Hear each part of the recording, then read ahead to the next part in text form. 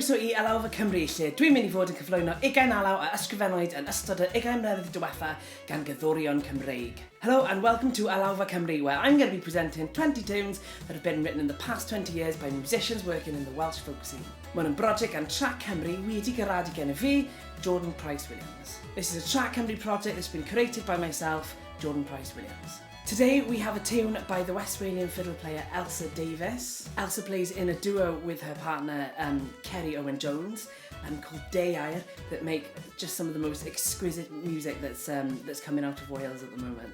This tune is called The Vicar of Llanarth, and the story is that there was a very lovely vicar in this village who was a great musician, and he would hop from singing in the choir to jumping on the piano. And Elsa wrote this tune for him, which she performed at her cousin's wedding, which was led by the Vicar of Llanarth. However, there's also an older legend of another Vicar of Llanarth who apparently cast the devil out of the bell tower of the church in Llanarth. And there's a rock in the churchyard now where apparently you can still see the imprint of the devil's knees as he ran away.